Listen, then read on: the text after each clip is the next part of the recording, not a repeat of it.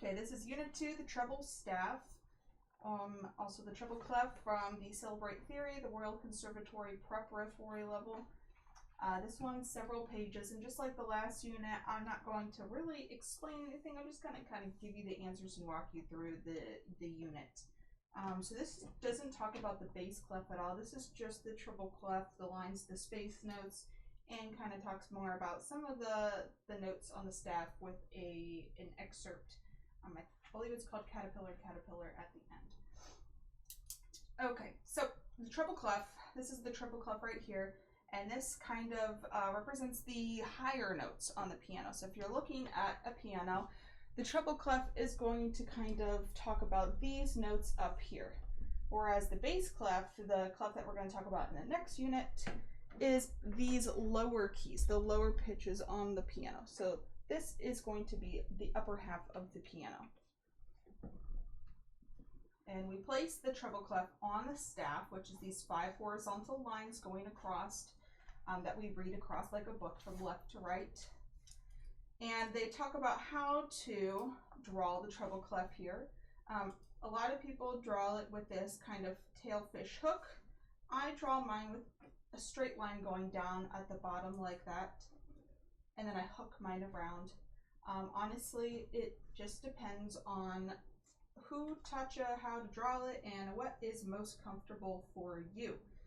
But feel free to draw and practice as you like. If you want to kind of trace it in the book here like this, and then just keep tracing and following along like how they're doing it. So I'm going to just keep doing it in the same order as how they provided.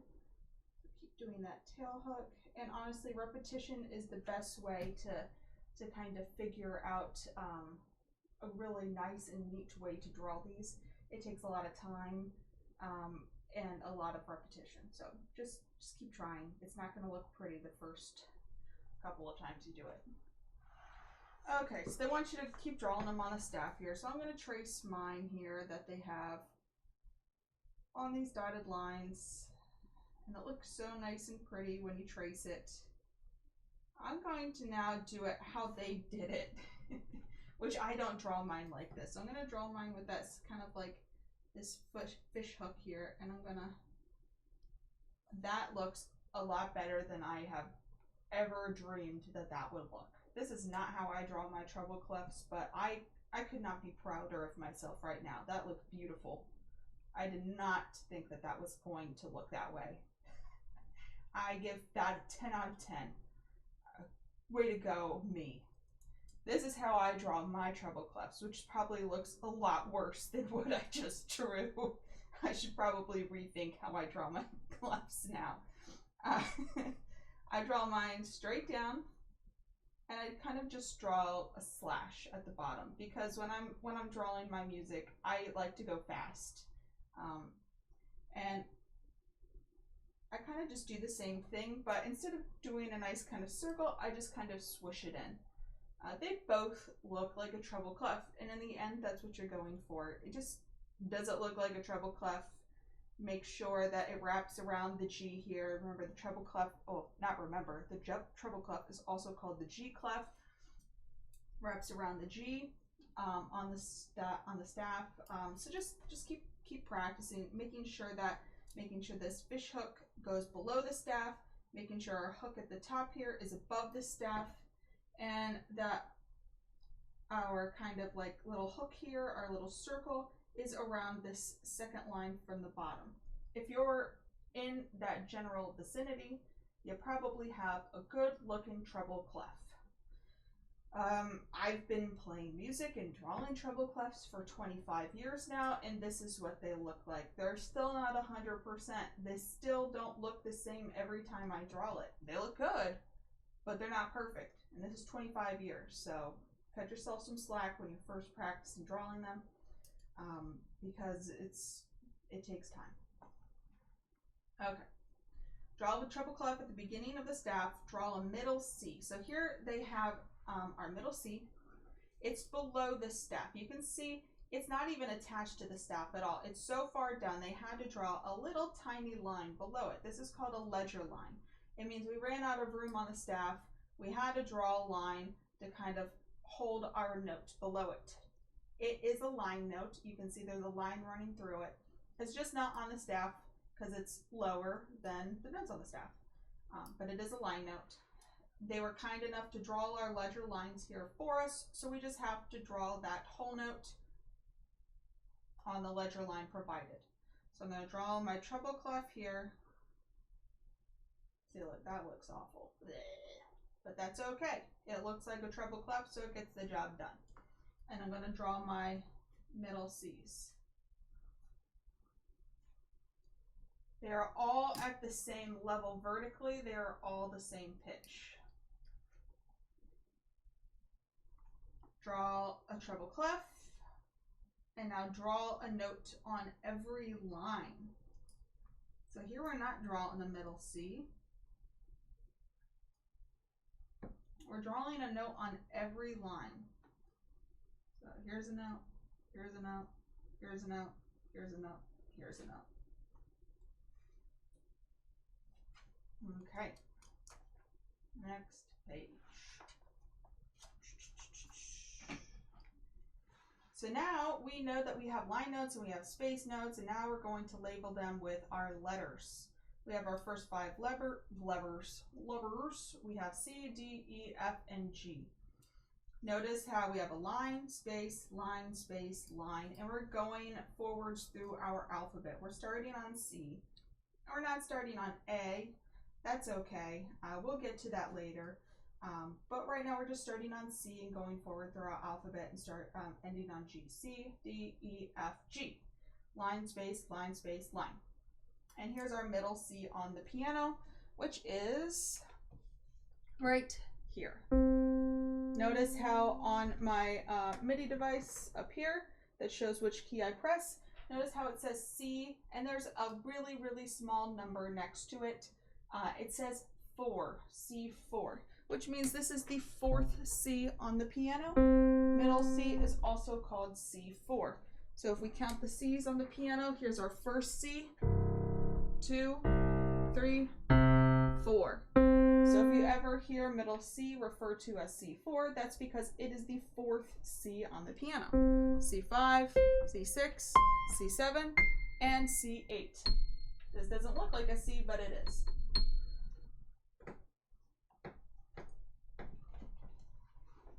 So now it says, using a colored pencil, circle each G. So I'm just going to, whoa, that's my arm.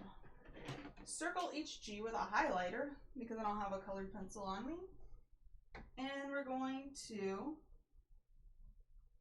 oh, I got a trace line too. Whoa, okay, Ashley.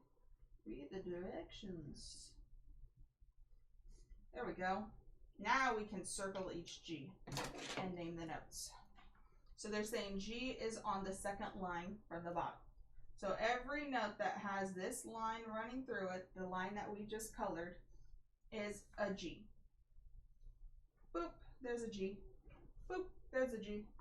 This one's close to it, but the line's not running through it, so I'm not going to circle it. It's not a G. There's a G, and there's a G. And I'm just going to kind of use my reference up here. This is an E, G, C, G, F. These don't really look like G's. Here we go. G, D, and another G. Okay, now we're going to draw these notes from the top down here. So they started us with middle C, which I'm going to trace. There's my ledger line, and there's middle C. Some people, you'll see them write like this, an MC. Very few people, but if you ever see that, that just stands for middle C. You're never really going to see that, but if you do, that's what that means. There's my D, moving up from a step here, from a line to a space. E, F, and my G. Okay.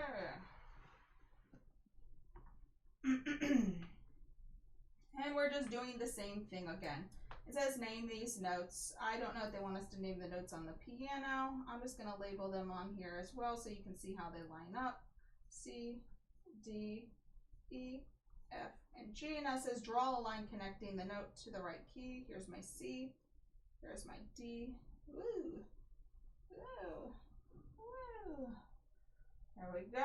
So you can see how they relate to each other. And now draw notes stepping lower. So now instead of going higher, going up the piano, now we're going to go backwards. We're going to go lower on the piano. So we're going from high down. We're going lower. So G, F, E, D, and C. Got to have that ledger line, otherwise it's just a note floating around there. We don't know what it is. It's got to connect to something. G, F, E, D, and a C. Now we have notes that are not moving by step. They're just kind of skipping around that alphabet there between C and G. Use your notes up here to help you. Use your context clues. Or if you feel confident enough, just try and see if you can do it memorized. They're just eventually going to be memorized anyway. Don't feel like you have to memorize them all on the first day. They'll just naturally come memorized as you go. But challenge yourself. So those are all the answers there.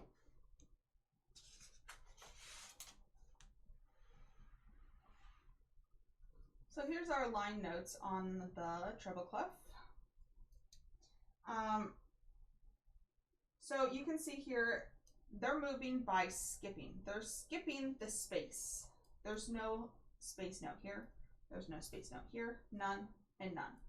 So we can use a phrase to help us memorize what the notes on the line is. So you may hear people say, every good boy does fine. Oops. Or deserves fudge. You can come up with your own. You could say, I don't know, elephants graze. I don't know how to spell graze. Is that graze? There we go. It's a Z. Graze by doing flips. I don't know. Just made it up in my head. You can come up with anything you want. Elephants graze by doing flips. It can be anything. Anything to help you remember it. If every good boy does fine or every good boy deserves fudge does not work, you don't have to use it. It's not musical law that you have to use those phrases. Do whatever works best and do whatever helps you memorize it. If this doesn't work, if the phrases don't work, don't use the phrases. Who cares? Do whatever works for you. It's your learning experience. Use it when you need it. Okay, so let's look at how this lines up on the piano. Let me zoom in here. Boop. So here's our middle C. But they're not starting on middle C in the book. They're starting on E. So here's my E. So let's just go by that phrase. Elephants graze by doing flips. Elephants graze. So notice we skipped the F here. By doing flips. Notice how I'm skipping these space notes here. Elephants go by doing flips. I am not playing the F, the A, the C, and the E. So if, oh, where's my button there? There's my button. You can use that phrase to kind of help you see how the notes on the staff correlate with where they're at on the piano. I would definitely kind of, if you're just starting out, look at the staff, look at the piano, line those keys up so you can see where they're at. Let's see, next section here. Draw a treble clef. Draw a line note for each letter name. So here's once again a different looking treble clef because they're all different looking every time you draw it. And we're just going to draw our notes here. E, D, G, B, F, and C. Now this one's tricky here. Oh, it says draw a line note. Oh, actually.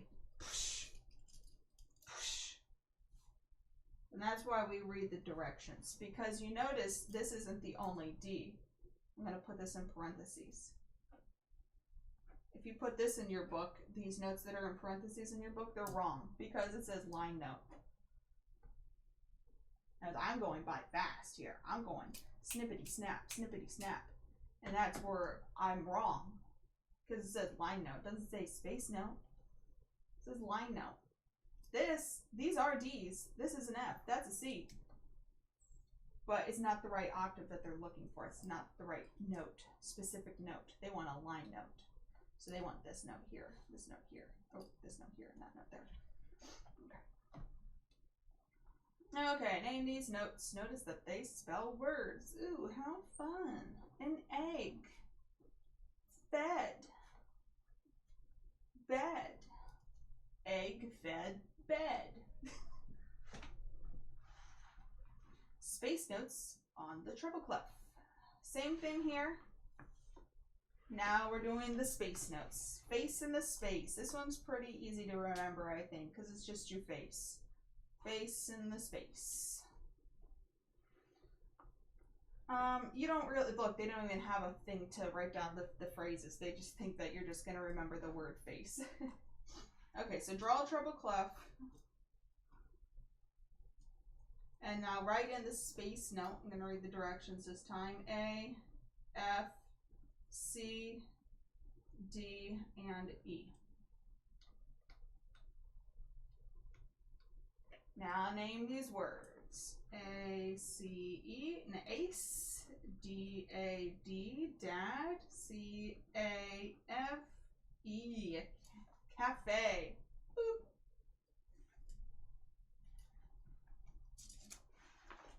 Okay, so here's this piece at the end.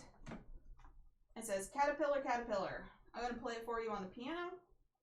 And then it says, so far in this book, you have seen whole notes. Caterpillar, caterpillar uses quarter notes and eighth notes. So quarter notes are worth 1 beat, and eighth notes are worth a half a beat each. But notice there's 2 here, so that equals 1 beat put together. Because a half and a half make a whole. Just like a pizza, you have 2 halves, that equals 1 pizza. A quarter note has a black note head. Here's our note head here, and a stem. That's just kind of looking at the different parts of the quarter note. Stems can go up and stems can go down. And we'll talk more about later how to know which way to write this the stem and why they go up or down. So don't worry too much about that yet. Mezzo forte. If you see mezzo forte in the music like this, that means they want you to play kind of loud, moderately loud.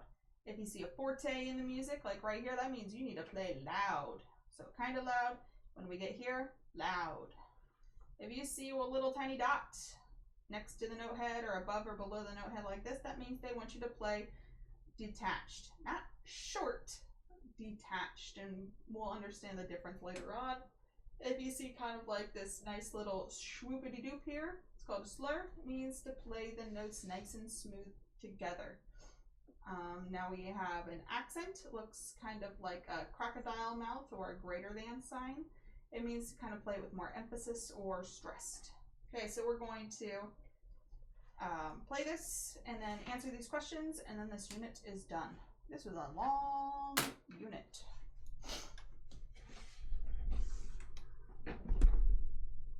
Okay. Boop. Caterpillar, caterpillar, Russian folk song. 1 and 2 and ready, play.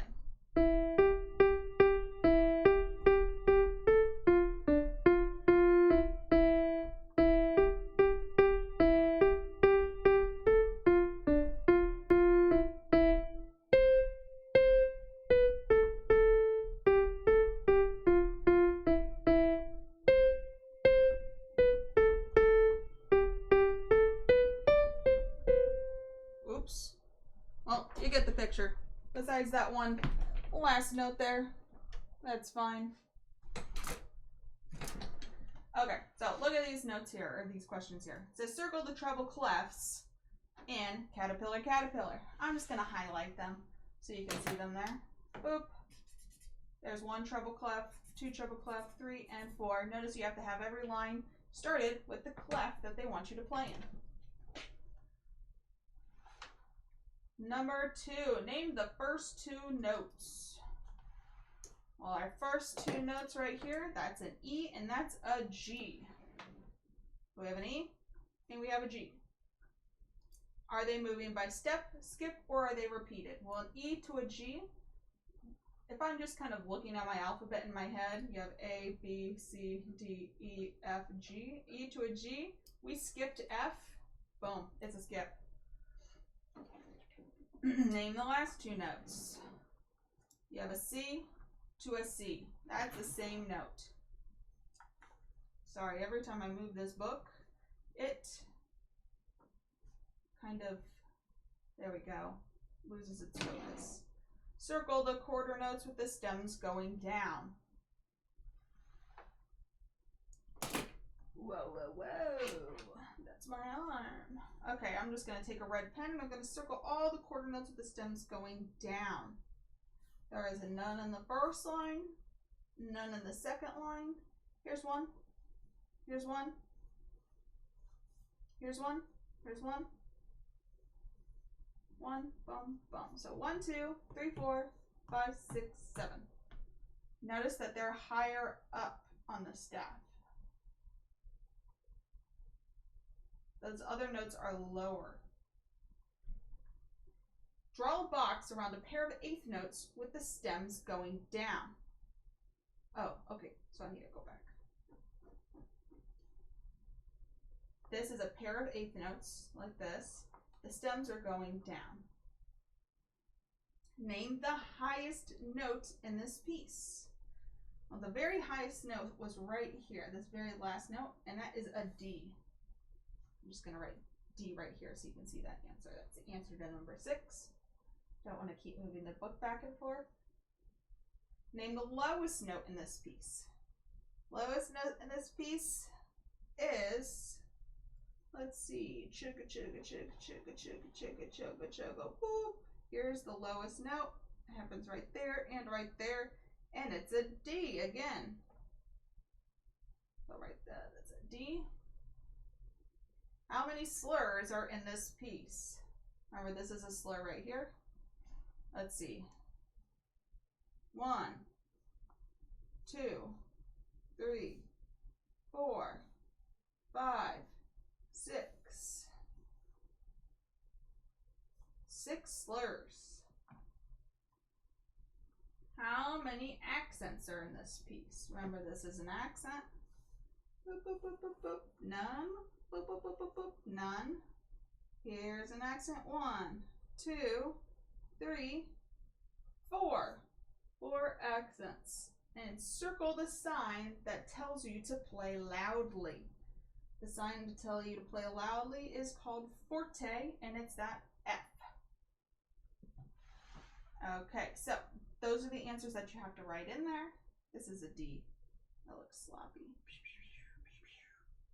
And that is all the answers. The next unit is the bass. I don't know the right bass staff. I don't like saying that. The bass staff, the bass clef. The staff with the bass clef. Boom. And we're almost halfway done this book. By the time we're done with unit 3, it'll be almost halfway done with this book. This book moves fast. Okay, that's the end of this unit.